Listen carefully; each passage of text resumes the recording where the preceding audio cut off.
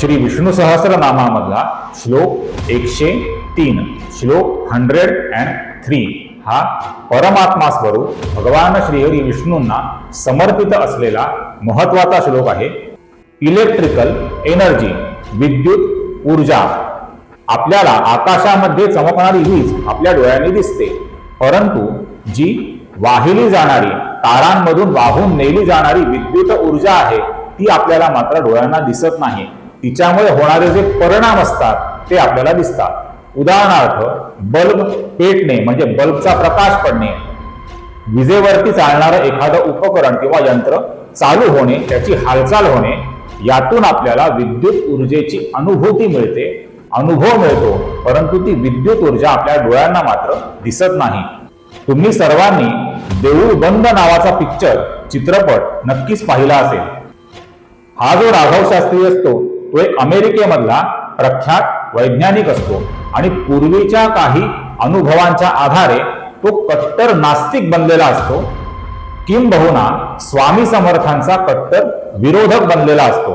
परंतु त्याच्या आयुष्यामध्ये पुढे अशा काही घटना घडतात ज्यामुळे त्याला स्वामी समर्थ आपल्या अस्तित्वाची अनुभूती करून देतात, त्याला पदोपदी दर्शन आणि साक्षात्कार देतात आणि चित्रपटाच्या शेवटी कट्टर नास्तिक असलेला राघव शास्त्री स्वामी समर्थांचा परमभक्त बनलेला आपल्याला दिसतो।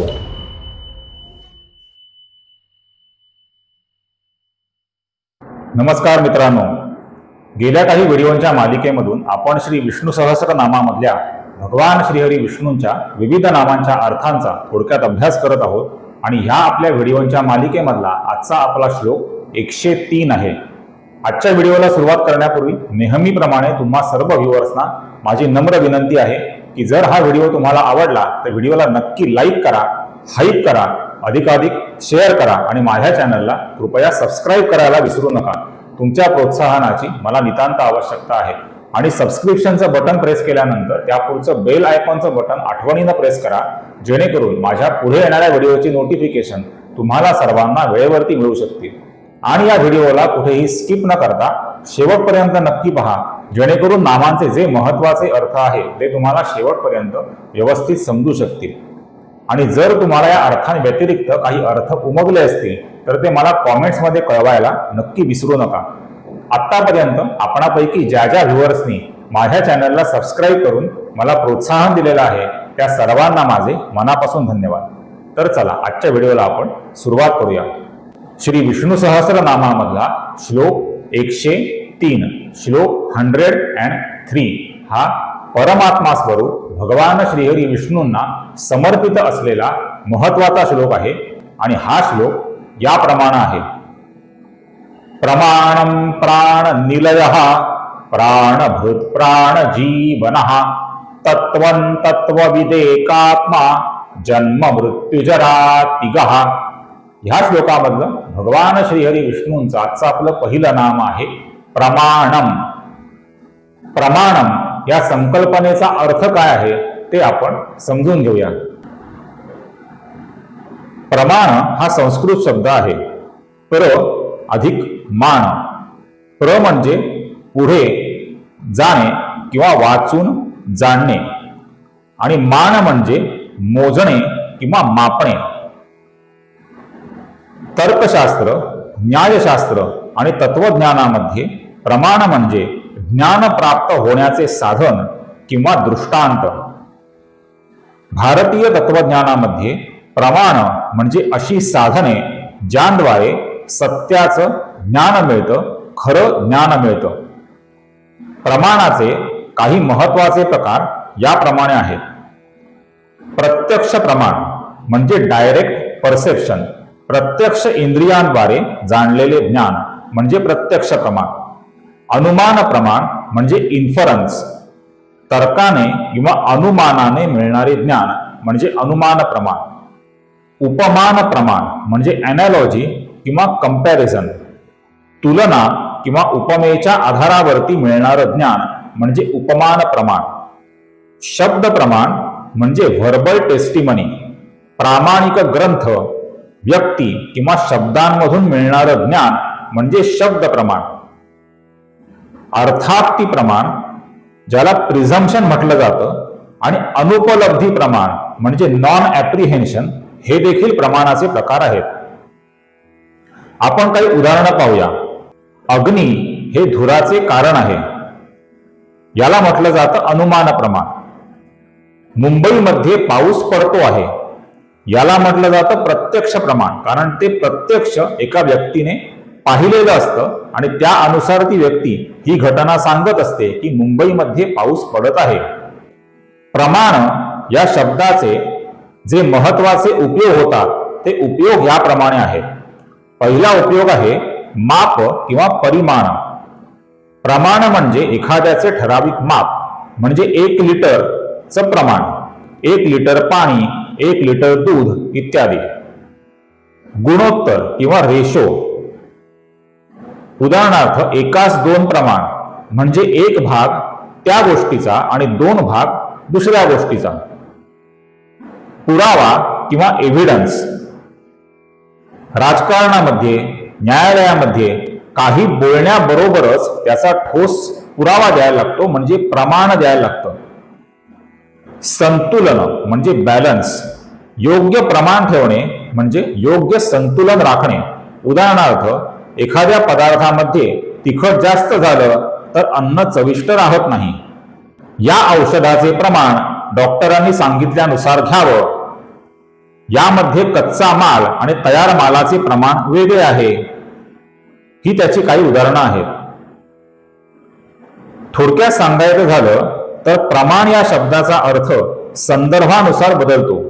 माप, संतुलन, तर्कशास्त्रीय पुरावा, गणितातील गुणोत्तर, ज्ञानप्राप्तीचं साधन असे विविध अर्थ प्रमाण या संकल्पनेशी जोडलेले आहेत. ही जी प्रमाण संकल्पना आहे ती परमात्मा स्वरूप भगवान श्रीहरी विष्णूंचं स्वरूप आहे असं इथं अभिप्रेत आहे. या श्लोकाच्या सुरुवातीला जो प्रमाण शब्द आलेला आहे, प्रमाण नाम आलेला आहे, त्याचा संबंध परमात्मा स्वरूप भगवान श्रीहरी विष्णूंच्या अनुभूतीशी आहे.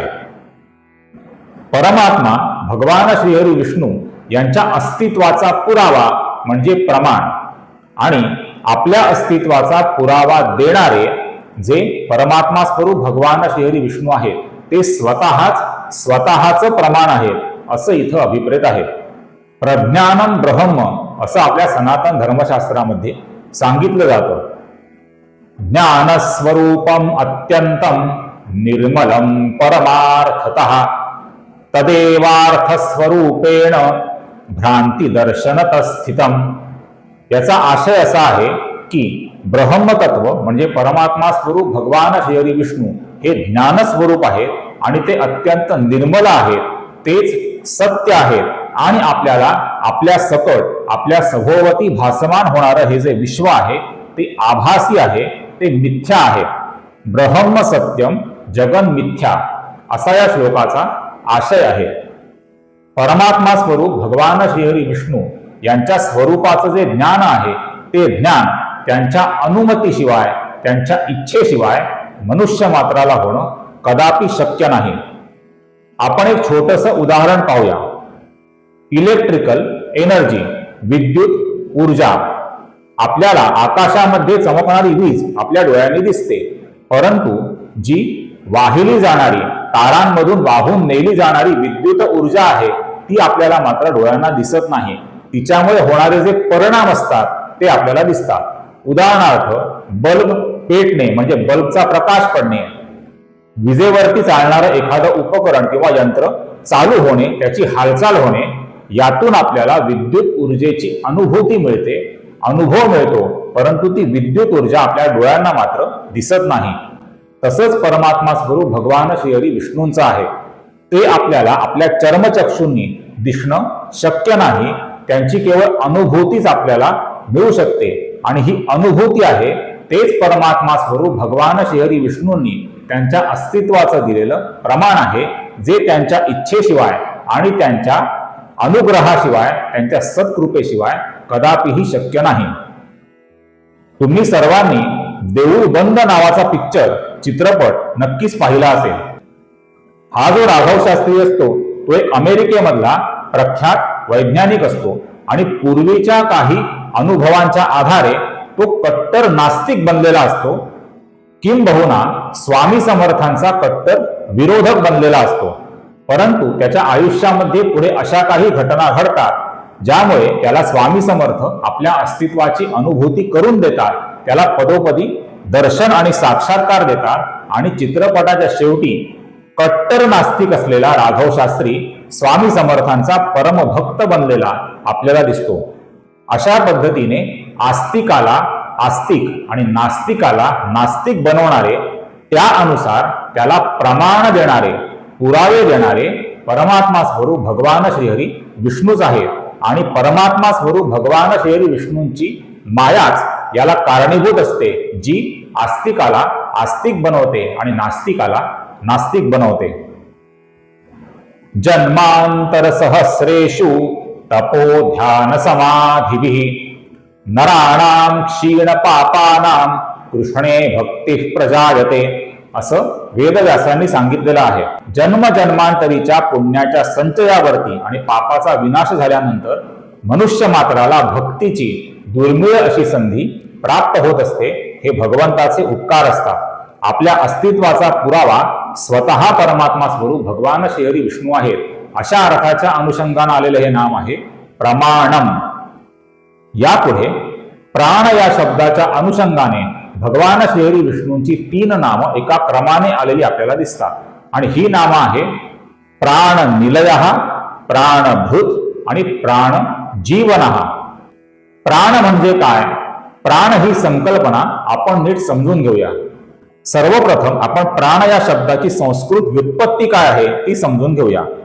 प्र अधिक अन म्हणजे श्वसन करणे आणि जीव धारण करणे. प्राण या शब्दाचा मुख्य अर्थ आहे श्वास किंवा जीवनशक्ती. इंग्रजीमध्ये व्हायटल ब्रेथ और लाईफ फोर्स. शरीराला जिवंत ठेवणारी आणि श्वसनाशी निगडित असलेली जीवन ऊर्जा. उदाहरणार्थ प्राण गेला म्हणजे मृत्यू झाला. जीवन किंवा जिवंतपणा शरीरामधील चेतना आणि जगण्याची अवस्था म्हणजे प्राण. उदाहरणार्थ आई वडील हे मुलांचे प्राण असतात. जीव की प्राण असणे हा वाक्प्रचार त्यातूनच निर्माण झालेला आहे. प्राण म्हणजे विश्वभर जगभर पसरलेली सूक्ष्म ऊर्जा जी प्राणायामाद्वारे नियंत्रित करता येऊ शकते. आपल्या शरीरामध्ये ही जी जीवन ऊर्जा आहे तिचे एकूण 5 मुख्य प्रकार आहेत, ज्यांना पंचप्राण म्हटलं जातं. अपान म्हणजे शरीराच्या खालच्या भागामधील ऊर्जा जी विसर्जनाशी संबंधित असते, मग ते मूत्र विसर्जन असेल किंवा मल विसर्जन असेल. समान म्हणजे पचनाशी संबंधित ऊर्जा. उदान म्हणजे शब्दांचं उच्चारण आणि विचार यांच्याशी संबंधित असलेली ऊर्जा. व्यान म्हणजे संपूर्ण शरीरामध्ये पसरलेली जीवन ऊर्जा. आणि प्राण म्हणजे आपल्या फुफ्फुसांमध्ये प्राणवायूच्या स्वरूपामध्ये अस्तित्वात असलेली ऊर्जा, जिच्या वाचून आपण जिवंत राहणं शक्य नाही. आपल्या शरीरामध्ये जी जीवन ऊर्जा आहे, जिला प्राण म्हटलं जातं, तिचे 5 मुख्य प्रकार आहेत. प्राण, अपान, व्यान, उदान आणि समान हे वायुरूप प्रकार आहेत. या व्यतिरिक्त नाग, कूर्म, कृकल, देवदत्त आणि धनंजय असे 5 उपप्राण देखील आपल्या शरीरामध्ये असतात, असं आपल्या सनातन धर्मशास्त्रामध्ये सांगितलेलं आहे. या प्राणांचं म्हणजे प्राण स्वरूपामध्ये असलेल्या जीवन ऊर्जेचं निवासस्थान म्हणजे घर म्हणजे हे आपलं शरीर. हे शरीर हे भगवान श्रीहरी विष्णूंची देणगी आहे आणि त्यांचं स्वरूप आहे. त्यामुळे त्यांना म्हटलेलं आहे प्राण निलयः, प्राणांचं निवासस्थान, प्राणांचं घर. प्राणभूत म्हणजे प्राणशक्तीला धारण करणारे, आपल्या शरीराच्या स्वरूपाने जीवात्मा रूपामध्ये असलेल्या प्राणशक्तीला धारण करणारे जे परमात्मा स्वरूप भगवान श्रीहरी विष्णू आहेत, त्यांना म्हटलेलं आहे प्राणभूत. आणि प्राण जीवन म्हणजे काय? प्राणशक्तीच्या द्वारे या शरीराला जीवन म्हणजे लाईफ प्रदान करणारे जे परमात्मा स्वरूप भगवान श्रीहरी विष्णू आहेत, त्यांना म्हटलेलं आहे प्राण जीवन. न प्राणेन न अपानेन मर्त्यो जीवति कश्चन इतरेण तु जीवन्ति यस्मिन एतौ उपाश्रितौ. आपण जिवंत राहतो म्हणजे काय? तर प्राण, अपान, व्यान, उदान आणि समान यांपैकी प्रत्येक तत्वाच्या केवळ एका तत्वाच्या आधारे आपण जिवंत नसतो. आपल्याला जिवंत ठेवणारी ही जी शक्ती आहे ती 5 प्राण आणि 5 उपप्राण यांच्या पलीकडची आहे. 5 प्राण आणि 5 उपप्राण यांना धारण करणारी अव्यक्त स्वरूपामध्ये असलेली जी जीवनशक्ती आहे तीच परमात्मा स्वरूप भगवान श्रीहरी विष्णू आहे, असं या श्लोकामध्ये अभिप्रेत आहे. प्राण या शब्दाचा पर्यावरणाच्या दृष्टीने असलेला अर्थ आहे प्राणवायू म्हणजे ऑक्सिजन. या ऑक्सिजनच्या आधारे प्राणनिलय म्हणजे काय तर पृथ्वीला लागून असलेलं जे वातावरण आहे ज्यामध्ये ऑक्सिजन विद्यमान असतो त्याला म्हटलं जातं प्राणनिलय. हा म्हणजे ऑक्सिजनचं प्राणवायूचं घर निलय. प्राणभूत म्हणजे काय तर प्राणवायूला धारण करणारं पृथ्वीला लागून असलेलं वातावरण. आणि प्राणजीवन म्हणजे हायड्रोजन आणि ऑक्सिजन यांच्या मिलनामधून जे H2O म्हणजे पाणी तयार होतं त्याला जीवन म्हटलं जातं, कारण पाण्याशिवाय आपलं जिवंत राहणं शक्य नाही. या पाण्याला जलाला जे पंचमहाभूतांपैकी एक आहे त्याला म्हटलेलं आहे प्राणजीवन. यापुढे भगवान श्रीहरी विष्णूंची 2 नामं तत्व या शब्दाच्या अनुषंगाने आलेली आहे आणि ही नामं आहे तत्वम आणि तत्ववित. या नामांचा अर्थ पाहत असताना आपण तत्व म्हणजे काय हे थोडक्यात समजून घेऊया. तत्व म्हणजे एखाद्या वस्तूचं मूळ स्वरूप, खरं स्वरूप किंवा तिचा मुख्य आधार. तत्व हा शब्द सार, मगज, गाभा किंवा खरं अस्तित्व दर्शवतो. तत्व या शब्दाचा अर्थ वेगवेगळ्या तत्वज्ञान शास्त्रांमध्ये भिन्न भिन्न आहे. जसं की वेदांतामध्ये तत्व या शब्दाचा अर्थ आहे ब्रह्म, सांख्यशास्त्रामध्ये अर्थ आहे 25 तत्व, शैव मतामध्ये आहे 36 तत्व, तसेच नैतिक आणि तत्वज्ञानाच्या चर्चेमध्ये सत्य आणि वास्तविकता दर्शवण्यासाठी देखील तत्व हा शब्द वापरला जातो. रसायनशास्त्राच्या अनुसार तत्व म्हणजे एखाद्या रासायनिक घटकाचे शुद्ध स्वरूप, जसं की सोडियम, ऑक्सिजन इत्यादी. तत्व हा शब्द जीवन, जग, पदार्थ, आत्मा, अस्तित्व यांचं मूलभूत कारण किंवा मूळ आधार दर्शवतो. हे जे तत्व आहे अर्थात परमात्मा स्वरूप भगवान श्रीहरी विष्णूंचं जे निर्गुण निराकार ब्रह्म स्वरूप आहे ते भगवान श्रीहरी विष्णूंचं शाश्वत अनादि अनंत अविनाशी असं स्वरूप आहे. या स्वरूपाला उद्देशून आलेलं हे नाम आहे तत्वम. तत्ववित म्हणजे तत्व जाणणारे, अर्थात ब्रह्म काय आहे याचं जे ज्ञान आहे त्याला म्हटलं जातं ब्रह्मज्ञान. हेच परमात्मा स्वरूप भगवान श्रीहरी विष्णूंचं अंतिम ज्ञान आहे. आणि हे जे ज्ञान आहे हे ज्ञानच सर्व धर्मशास्त्रांचा आधार आहे आणि उद्देश देखील आहे. तत्व म्हणजे ब्रह्म याचं खरं ज्ञान म्हणजे ब्रह्मज्ञान. हे ब्रह्मज्ञान ज्यांना आहे असे परमात्मा स्वरूप भगवान श्रीहरी विष्णूच आहे, कारण केवळ त्यांनाच त्यांचं खरं स्वरूप माहीत आहे. तत्वज्ञान म्हणजे ब्रह्मज्ञान प्राप्त करण्याची श्रीमद भागवत महापुराणामध्ये सांगितलेली पद्धत म्हणजे अन्वय आणि व्यतिरेक पद्धत. अन्वय आणि व्यतिरेक या 2 साधनांचा वापर करून तत्व जाणणे म्हणजे एखाद्या गोष्टीच्या अस्तित्वाची आणि तिच्या कारणांची सखोल आणि निर्दोष पडताळणी करणे. हे दोन्ही नियम भारतीय न्यायदर्शनामध्ये म्हणजे भारतीय तर्कशास्त्रामध्ये महत्वाचे मानले जातात. याचा उद्देश केवळ निरीक्षण करणे असा नाही तर त्यामागील निश्चित कारण आणि परिणाम यांचा संबंध स्थापित करणे हा असतो. अन्वय म्हणजे सकारात्मक पुरावा. जेव्हा एखादे तत्व उदाहरणार्थ आत्मा अस्तित्वात आहे असं मानलं जातं तेव्हा त्याच्या अस्तित्वाचे पुरावे अन्वयाद्वारे शोधले जातात. उदाहरणार्थ मी पाहतो, मी ऐकतो, मला सुख आणि दुःख जाणवतं, या सर्व क्रिया माझ्या शरीरामध्ये जरी घडत असल्या तरी त्या सर्वांमागे मी म्हणजे आत्मा हे तत्व अस्तित्वात आहे. शरीर हे केवळ एक माध्यम आहे. जिथे जिथे अनुभव आहे तिथे तिथे आत्मा आहे. याला म्हटलं जातं अन्वय. व्यतिरेक म्हणजे नकारात्मक पुरावा. जेव्हा एखादे तत्व अस्तित्वात नाही असं मानलं जातं तेव्हा त्याच्या अभावाचे पुरावे व्यतिरेकामध्ये शोधले जातात. उदाहरणार्थ जेव्हा मी गाढ झोपेत असतो तेव्हा मला कोणत्याही गोष्टींचं ज्ञान नसतं सुख आणि दुःख मला जाणवत नाही. शरीर तिथे असून देखील सर्व क्रिया थांबलेल्या असतात. यावरून हे सिद्ध होतं की शरीराच्या अनुपस्थितीत किंवा अचेतन अवस्थेमध्ये कोणतीही जाणीव नसते. म्हणजेच आत्मा नसेल तर कोणतीही जाणीव देखील नसेल. अन्वय आणि व्यतिरेक यांचा संयुक्त वापर तत्वज्ञानासाठी म्हणजे ब्रह्मज्ञानासाठी केला जातो. जेव्हा आपण हे दोन्ही नियम म्हणजे अन्वय आणि व्यतिरेक एकत्रपणे वापरतो तेव्हाच एखादे तत्व निर्दोष सिद्ध होतं.